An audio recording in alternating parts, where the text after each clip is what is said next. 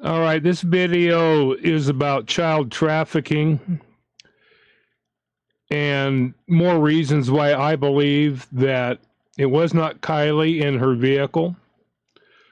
I believe Kiely was taken from Reno sometime between August 1st and August 4th. She was last seen, at least that we know of, at Hidden Lake, Lake Tahoe, south of Reno a ways, on August 1st. We have no record of her after that until August 21st, when her vehicle was discovered in Prosser Lake, Prosser Reservoir. We have no evidence that she was at the party on August 5th. Nobody has come forward with any evidence that she was at that party. You can't tell me that Sammy claimed that she and Kiely were seen together all night long. As many pictures, Sammy takes a picture of herself every time she blows her nose. You can't tell me that if Kiely was with her, that there wouldn't be pictures of Kiely on the evening of August 5th. I do not believe Kiely was at that party, and nobody has shown any evidence of such. Now, if you have evidence of such, then let's see it, because I don't believe there is any. I believe she was abducted from Reno. I believe some of the other sightings that we may have dismissed at the beginning or wondered whether they were actually her or not could have actually been her. I believe that Salisha Singh saw Kiely come attempting to rent a room where they were, not her. She was accompanied by two men. I don't know what date that was on. There are also plenty of messages back and forth between her and Sammy, basically saying that Sammy had a hand in Kiely being trafficked.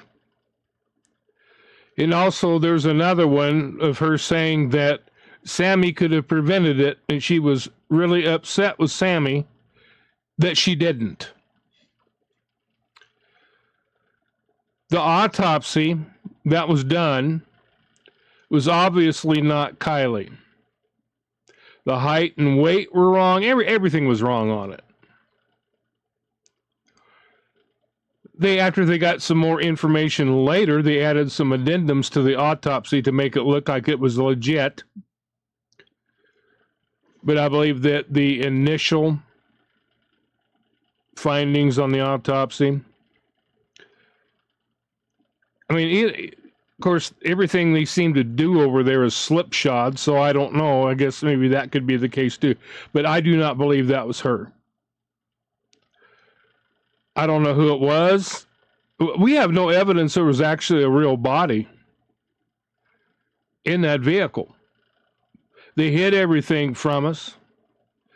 They did some really hinky stuff at the recovery that we all kind of looked at and went, yeah. Now, there's a couple of things that were interesting to me. Somebody said that, and I don't remember who said it.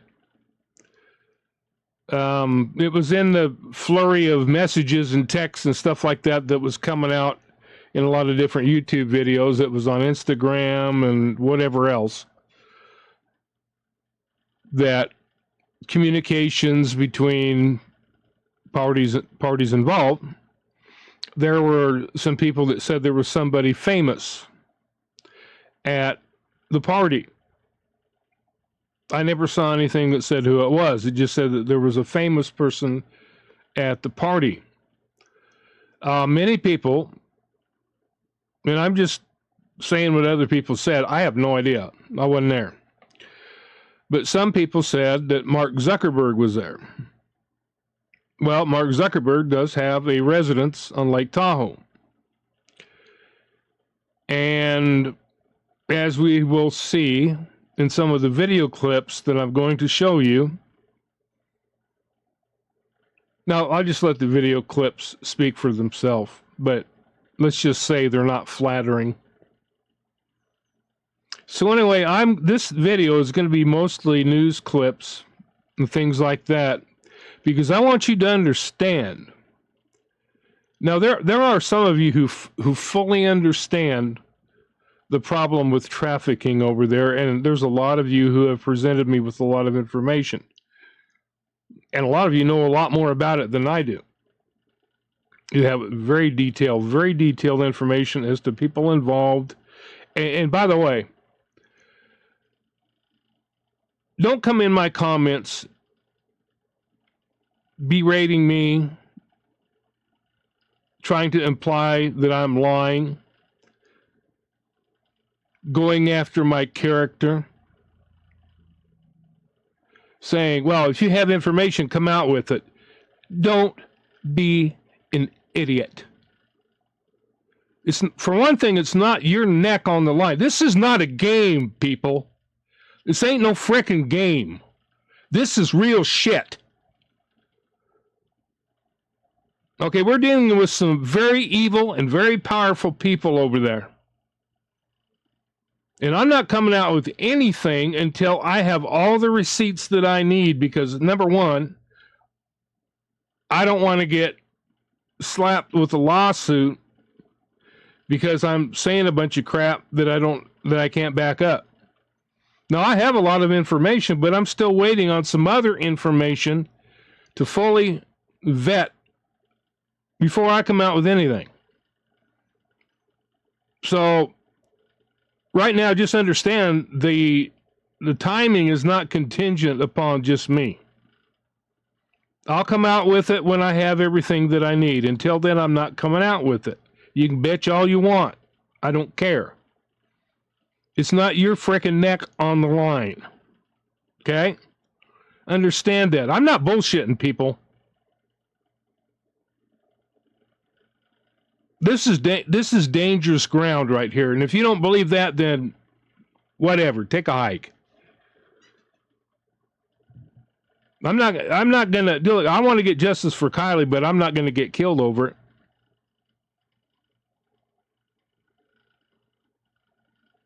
How about you? Now, I'm willing to stick my neck out to a certain point, but I want to have the ammunition when I do. Look, you don't go into a gunfight with no ammunition in your gun, right? They got ammunition, you don't, you go and start going click, click, click, click, click, click, click. Guess who's going to lose? You are. So when I go into this fight, I want to have all the ammunition that I need. Now, I'm going to be saying a few things today, but they're things that are factual, that can be proven. So I don't have any problem saying that. Well, anyway, this is going to be a very long video, so I'm going to shut up. I'm going to play the videos. Some of them I'm just going to go from one to another and not really make any comments. I might write some comments, in the video. There might be a couple of them that I want to go into great detail on. In fact, I know there's at least one or two that I really want to go into detail on. So anyway, let's go ahead. I think you'll find this quite interesting and, well, put it this way, you'll find it interesting, alarming, and enlightening.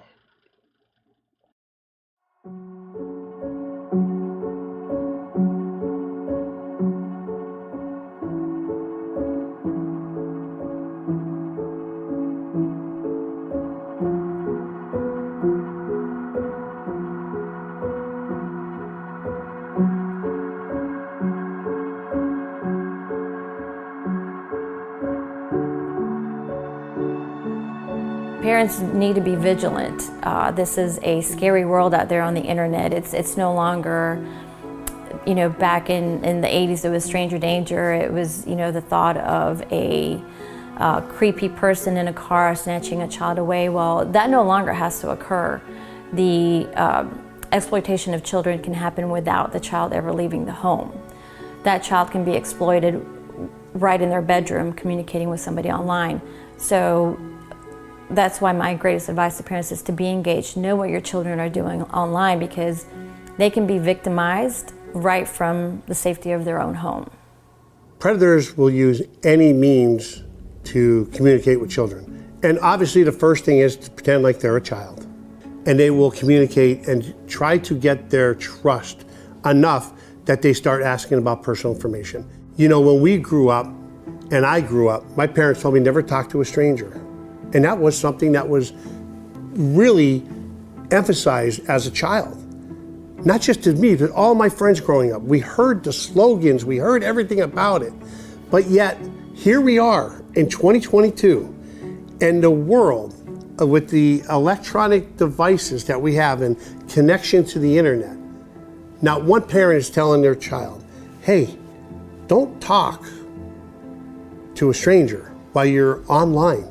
If you don't know them, you shouldn't talk to them. So one thing that parents can be aware of is that just because your kids are at home and they're in their room, if they have a computer that's hooked up to the internet in their room, you're allowing the general public into your house.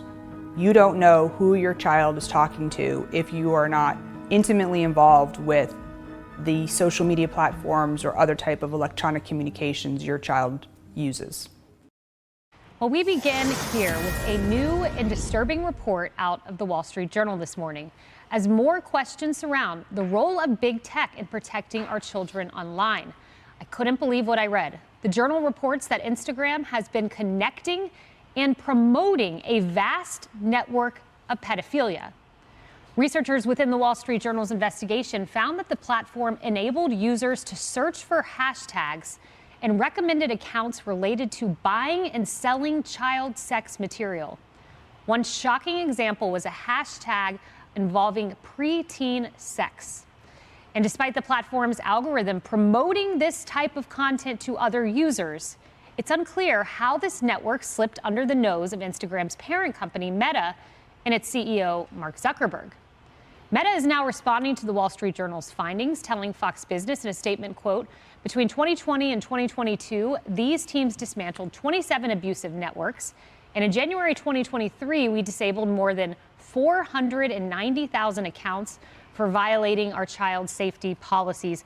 Emily, you and I were on this couch when there was another explosive Wall Street Journal report about the effect of Instagram and social media on teens. I'll never forget it. Senator Richard Blumenthal, a Democrat from Connecticut, created an account of a fake 13-year-old. Within 24 hours, he was curated content for eating disorders, an algorithm curating content for eating disorders. This was about a year ago. Well, now we learn they are curating content that is pedophilia in nature, depicting sexual acts. I don't even want to describe what I read.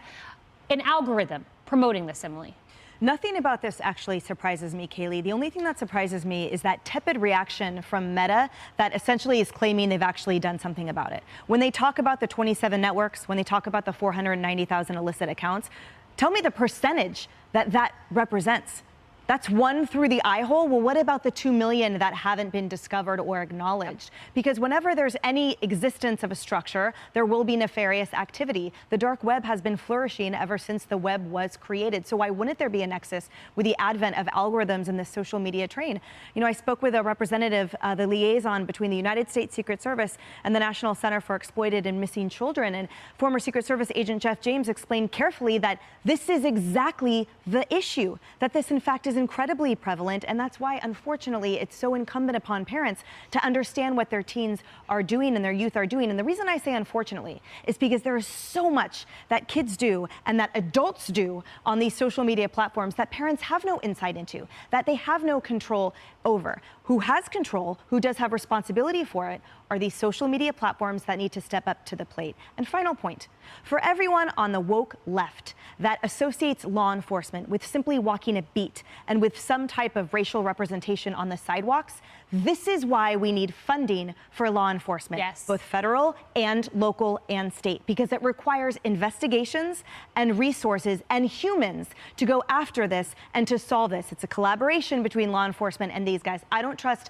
the 20-year-old at the computer at San Francisco's Facebook's headquarters to get everything done. I trust my law enforcement, and they need funding for it. Yeah, no doubt. You know, Rachel, sick. The Wall Street Journal reporting that Instagram accounts offering to sell illicit sex material generally don't publish it openly, instead posting menus of content. Certain accounts invite buyers to commission specific acts. Some menus include prices for videos of children harming themselves and imageries of the minor performing sexual acts with animals. Researchers at the Stanford Internet Observatory found at the right price, children are available for in-person meetups.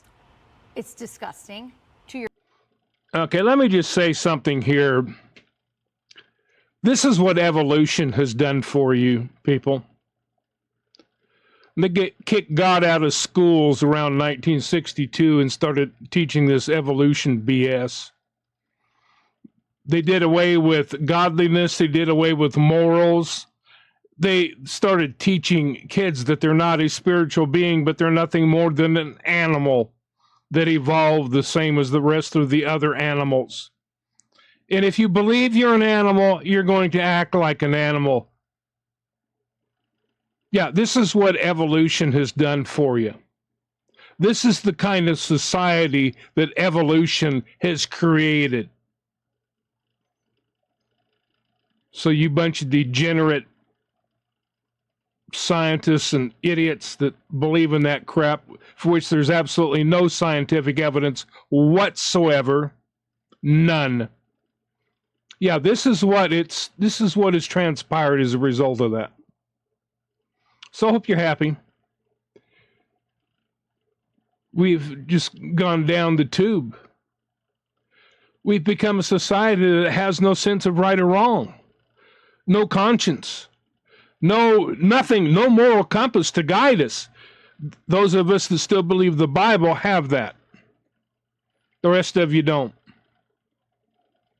Yeah, that's what your evolution has done for you. It's turned into a society of a bunch of perverts, pedos, child molesters, child traffickers. Yeah, this is what it's given to you, people.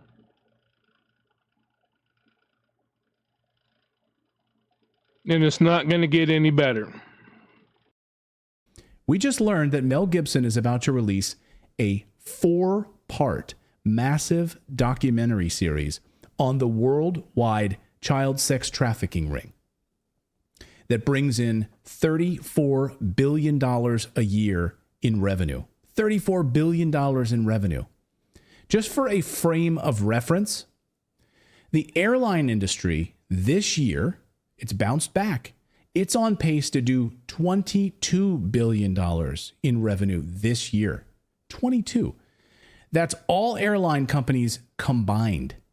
Child sex trafficking is more profitable than the airline industry. This news comes, though, on a day today, the Wall Street Journal front page story exposing how Mark Zuckerberg's Instagram, yes, Instagram, is actively promoting in-person meetups for pedophilia networks. Here's the front page of the Wall Street Journal today. Instagram connects vast pedo network.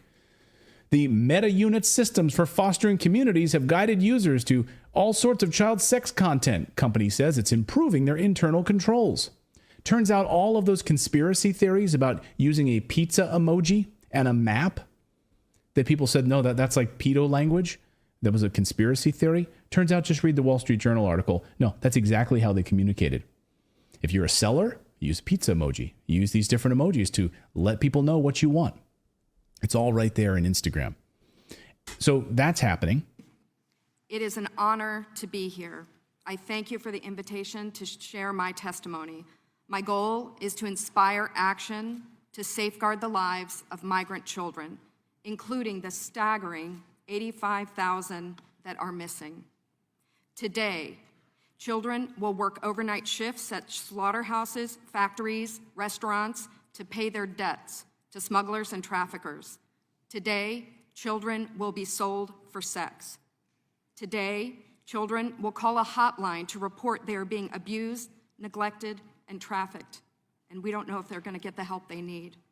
For nearly a decade, unaccompanied children have been suffering in the shadows, and I have to confess, I knew nothing about their suffering until 2021, when I volunteered to help the Biden administration with the crisis at the southern border. As part of Operation Artemis, I was deployed to the Pomona Fairplex Emergency Intake Site in California to help HHS, Office of Refugee Resettlement, reunite children with sponsors in the United States. I thought I was going to help place children in loving homes. Instead, I discovered that children are being trafficked through a sophisticated network that begins with recruiting in home country, smuggling to the US border, and ends when ORR delivers a child to a sponsor. Some sponsors are criminals and traffickers and members of transnational criminal organizations. Some sponsors view children as commodities and assets to be used for earning income. This is why we are witnessing an explosion of labor trafficking. Now, whether it's intentional or not, it could be argued that the United States government has become the middleman in a large-scale, multi-billion-dollar child trafficking operation that is run by bad actors seeking to profit off of the lives of children. There's more people enslaved today than ever before in the history of the world, which is shocking to people because they think their textbooks tell them that it ended with Abraham Lincoln and the end of the transatlantic slave trade. And it's like, no, it's reared its ugly head again, and there's more people now than ever. Slave labor, sex, and organ harvesting, which is becoming a bigger thing, believe it or not. In recent years, at least 80,000 children and young people have been forced into sex trafficking in Texas. The average age a girl begins being sold is just 15. Houston has more cases than any other city in the whole of the United States.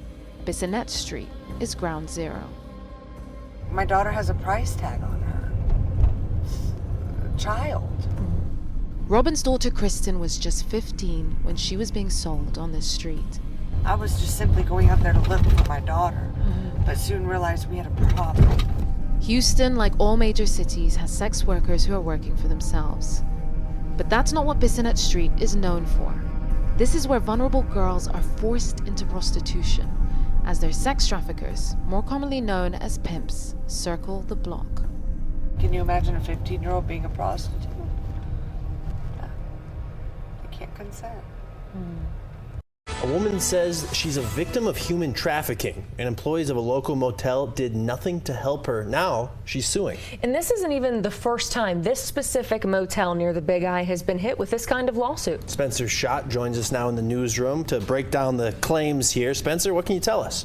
Well, Ryan, Tessa, the woman filing this suit is going by Jane Doe for her own protection. But lawyers say that her identity will be disclosed once they receive a protection order from the courts. Now, in the lawsuit, it claims this woman was exploited and repeatedly raped by her trafficker and other men who came to the motel. And it goes on to say employees knew or should have known she was being abused, but still did nothing to stop it. Now, Jane Doe says throughout March of 2019, she was held at the Motel 6 on University near I-40 against her will. And the lawsuit outlines multiple examples of when she tried to tell employees she was being abused. She said she had visible bruises on her face, and she mouthed the words, "Help me," to hotel workers, but was ignored. Another time, she claimed she was physically dragged out of the lobby in front of employees, but no one called the police. The attorney representing Jane Doe says both state and federal laws say any entity that profits off of human trafficking can be held liable for the damages caused by the abuse. This one is actually one of the more egregious in the sense that she actually made eye contact with a clerk and mouthed the words, "Help me," and yet still nothing was done. So the hotel industry, the hospitality industry, are the people in the best position to first see this stuff happening. And they need to be incentivized to stop it rather than to simply turn a blind eye and profit from it. I also reached out to the Motel 6 on University to see if they would talk about this lawsuit, but their lawyer declined to comment. This plaintiff didn't specifically say how much they're seeking in damages. Now, as we mentioned, this isn't the first time the Motel 6 on University was sued for allegedly turning a blind eye to human trafficking. Back in 2019, they paid a settlement to another Jane Doe who had very similar claims. I grew up in a pretty upper middle class family, probably more upper than middle. I grew up with a mom and a dad. I definitely was the typical high school cheerleader. I cheered my entire life. I ended up homecoming queen, student council secretary. Like, that was my high school journey to the public eye. I started, dating this guy. He was a police officer in our community. At the time, I was 15 when this started, and he was 21. He kind of presented the idea to me of, you're gonna have sex with these people and they'll give me money and we'll split it. This is a business opportunity. I ended up trying drugs with a friend, and I realized how much I liked it. And he was like, well, I'm a cop, I know where to get more, I can get you what you want. And so I started using drugs, and eventually it was I needed the drugs enough that I was kind of yeah, you're okay, I'll do it. I didn't realize how big it was gonna be.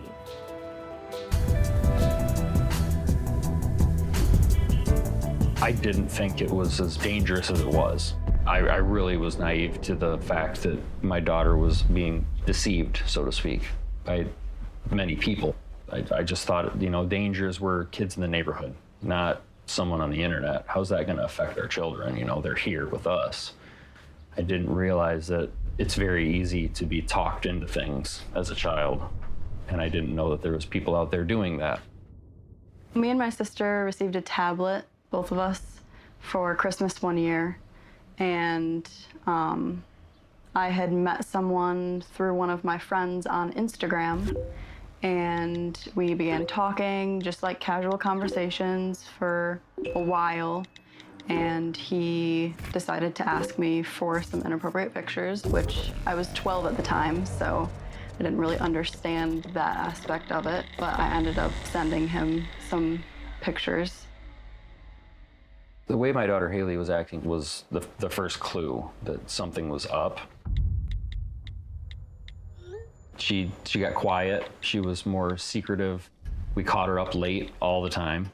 We kind of had a no tablet in your room rule, and she would sneak it, or we would find it in the morning in her room, or we would find her on her sister's because we grounded her from hers. I mean, there was definitely she needed to have her tablet, and that was just kind of odd. My dad was like, okay, something's definitely off, and he would go through my tablet on a regular basis, but I was being so secretive to the point that I would delete messages that were on there so he couldn't tell what we were talking about, and then didn't realize that pictures get backed up to an SD card on your tablet once you delete them out of a conversation.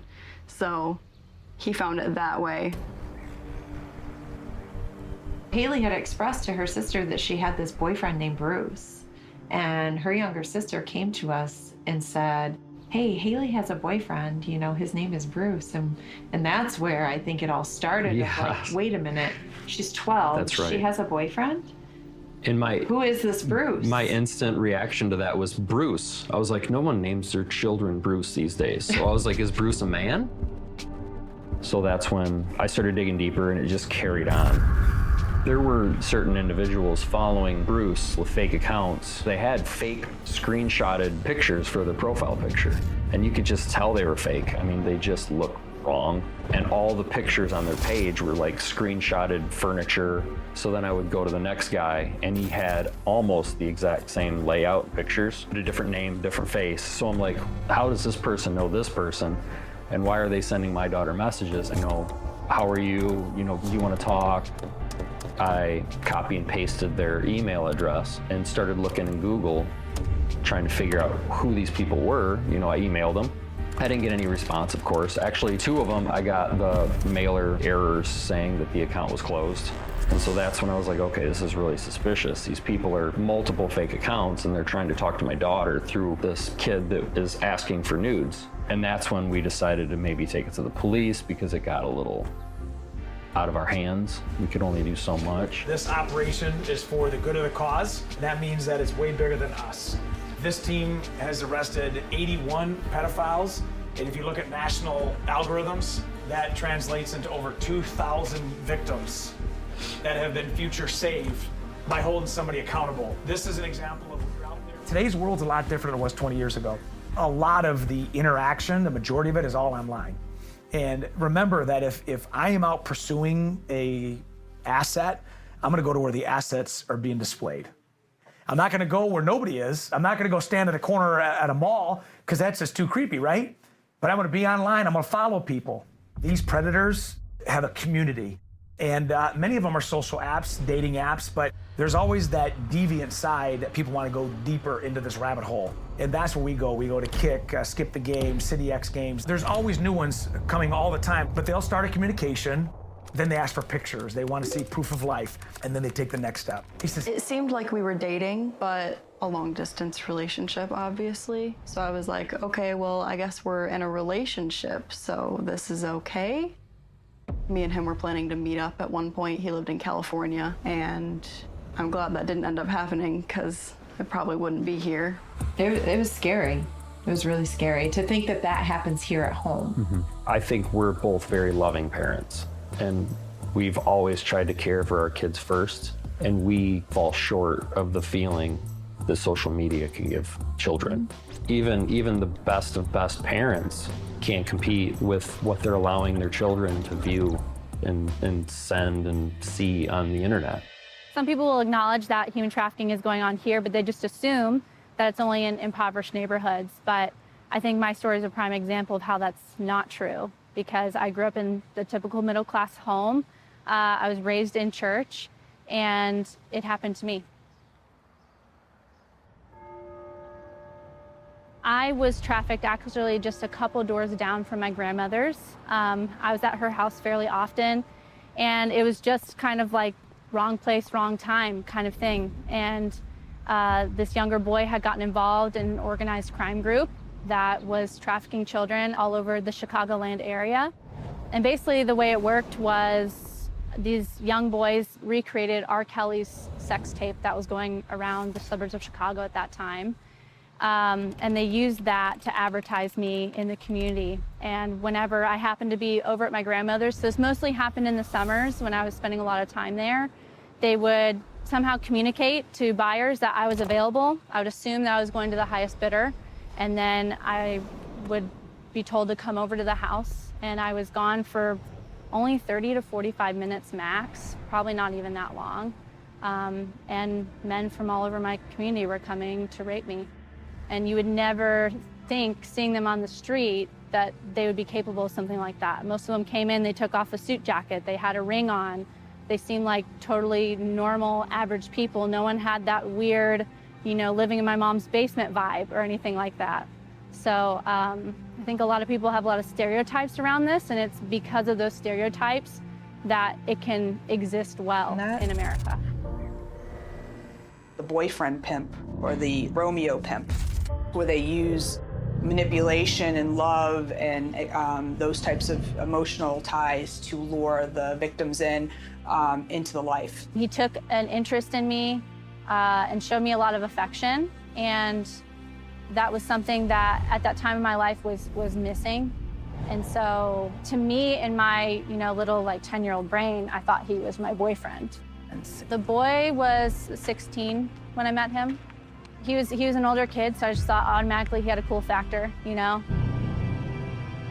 I was sold for 2 or 3 years, and it ended because I hit puberty, and the men that were purchasing me were pedophiles. And so once I developed breasts, they weren't interested, and there was actually a whole summer of me being rejected by them, one after another.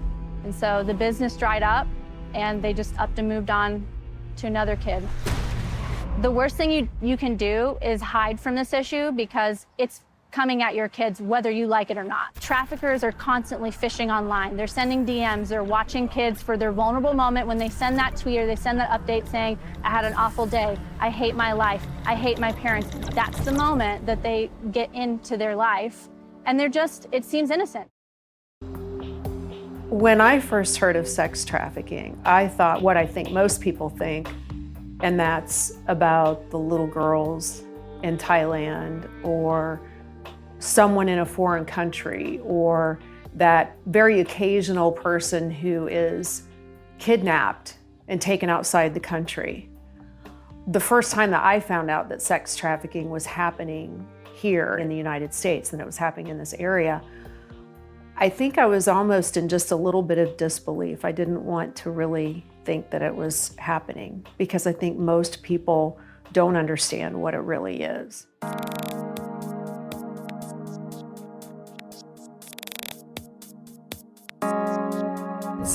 You know, trafficking is a wide spectrum of crime.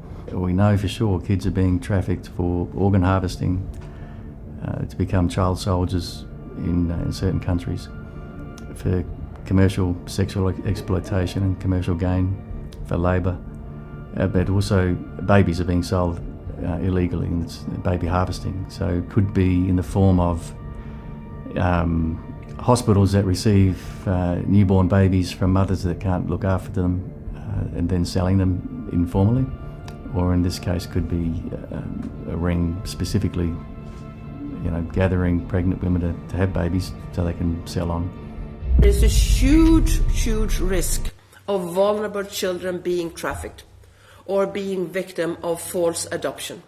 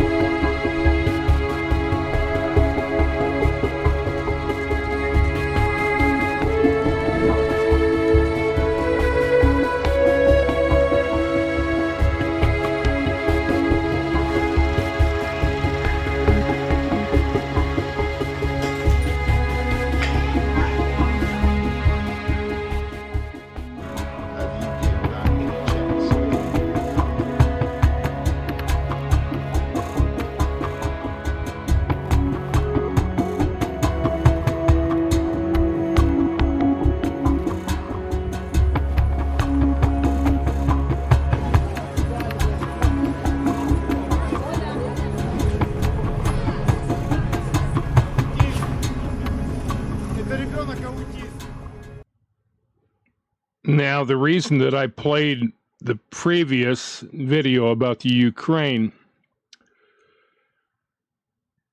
one of the people that got involved in the Kiely Rodney scenario,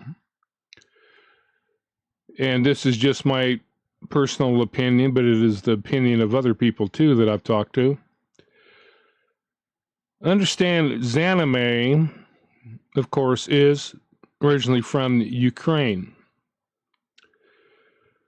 And I believe that her going out in her kayak somehow was running interference or checking on Kiely's status or the vehicle's status, because I still don't think it was Kiely in there. Now, the video that she made where she went out in her kayak, I believe, was made on August 18th. And as I said in my previous videos, I, among other people, believe that the reason that the searches did not find Kiely's car was because it wasn't there. I don't think it went in until the 18th or 19th, maybe even the 20th. It was found on the 21st. If I remember right, AWP searched Boca on the 20th and then left Prosser until the next day. So I think they waited until all the law enforcement searches were done, dumped Kiely's car in the lake, thinking that, okay, the searches are done. They know it's not there. They're not going to search anymore. However, they didn't anticipate. My camera's too. There we go. Yeah, a little bit more. Okay, I'm using the camera on my computer, and so when I pushed it back, because I just got through eating dinner, so. But I don't think that they anticipated AWP coming. I don't know for sure when it was that AWP announced that they were coming, or it was announced by whoever that they were coming to do a search. But all of the law enforcement searches were done, right after, Kiely was missing, 7th, 8th, and 9th. It was like the 7th through the 11th or something like that. I don't remember for sure. But within a week, all of the law enforcement searches were done as far as the different bodies of water around there. And so, what do? You hide the vehicle. You wait until the coast is clear. No more searches are being done. No more searches are going to be done, at least by law enforcement. And so that kind of makes me think that that's one reason that Lindsay wasn't too pleased when she found out AWP was coming. Now, Zaname, of course, if she went out on the 18th, it could be that the vehicle wasn't in there yet, and she could have been searching out a place that was deep enough to put the vehicle. I don't know. That's just a guess on my part. I have no information on that. But one thing I do know is that Zaname has made, now this is not confirmed, but this is what I have been told by more than one person, by several people actually. Zaname has made several trips to Odessa, Ukraine, which is the trafficking capital of the Ukraine. You see these guys when they go over there trying to pick up girls and stuff like that. You hear the stories. They go to Odessa because that's where all the women are, and that's where all the prostitutes and all that are. And so there are hundreds and hundreds and hundreds of missing girls out of Odessa. Now, apparently, Zaname brought, I think, her sister and somebody else, or two sisters. I don't remember if it was, I know she had one sister, maybe two, I don't know. Don't remember now. But I know that she brought several people over from there. And that she's made several trips back over to the Odessa area to rescue more girls. I'd be interested to know the disposition of the ones that she rescued. Now, considering that there's a lot of people in governmental positions over there that are involved in the trafficking trade, both trafficking drugs and trafficking children. That's a known fact. There are organizations that act as fronts for the trafficking operation. As connected as Zaname is, being part of Homeland Security, being a high clearance military personnel,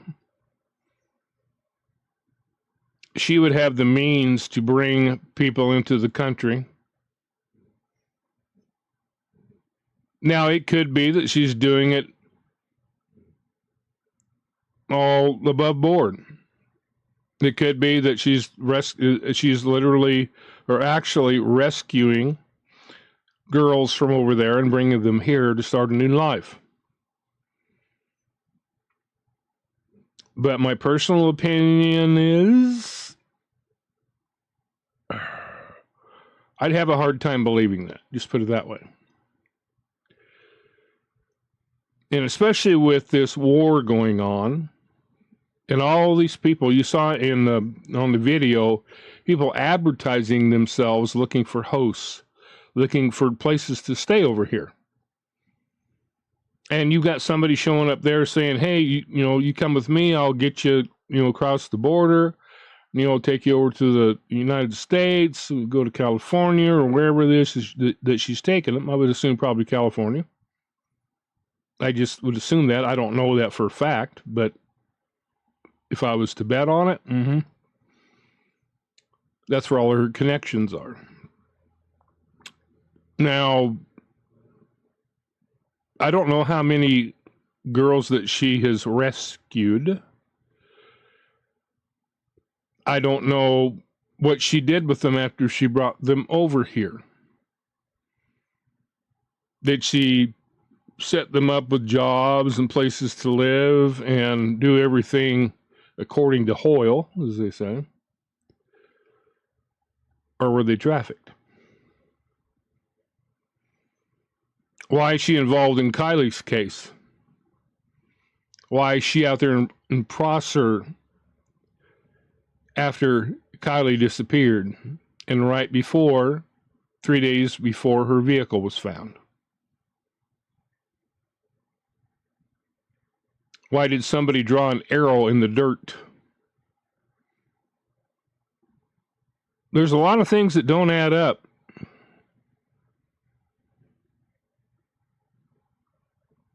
I would really like to find the disposition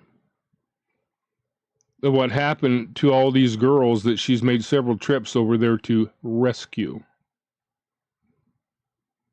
So anyway, I hope you enjoyed this video. I just wanted everybody to see how serious this business is. I cannot think, and that's something that's bugged me for a year now almost. I cannot think what the motive would be for killing Kiely. The only two motives that I can think of is that she was pregnant and people were trying to save face, and so paid somebody else to get rid of her, or they trafficked her,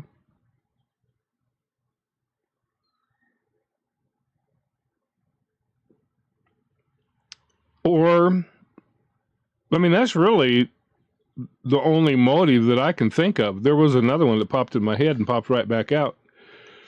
So it must not have been too good. But I really can't think of a motive to kill Kiely. But I can think of a bunch of different ones to traffic her. I guess the other motive could be that somebody didn't want ratted on, didn't want her leaving the area and going and telling the things that were going on at the lodge and the things that were happening 2 times a year. So there's always the possibility that somebody just wanted to shut her up and plus turned it into a money grab. I don't know how much money total that her family made off this. But it was obvious that Lindsay, as I said before, and I will stand by that to my last breath, that she never meant that money to be for reward. If she had, she would have given it as a reward. Actions speak louder than words. Your actions prove your motives. Now, we can't tell what a person's motive is, but we can tell by their actions what their motives aren't. All right? So, I don't think she had any plans on giving that money away as a reward, regardless of who found her. I think that she thought she wouldn't be found, and she was going to pocket the money, which she ended up doing, didn't she? Money grab, money grab, money grab. Somebody said, well, she returned all that money to the donors. Show me the receipts on that. I don't believe that for a minute. She wouldn't have fought so hard to keep that money and challenge the petition that we put in, requiring that she give the money to AWP. Now, that's BS, saying that she gave that money back to the donors. That's crap. That makes no sense whatsoever. None. No way. I wouldn't believe that in a million years. So anyway, I hope this has been informative for you, and you learned something from it. There's a lot of other stuff I could put out, and I'd be willing to put out if you guys want to see it. A lot of it's pretty dark. There's a lot of evil people out there, people. Even our own government. All right, so enjoy. And we shall talk, or when I say we, me and Copper. Huh, Copper? You say that, yeah? Yeah. We'll talk to you later.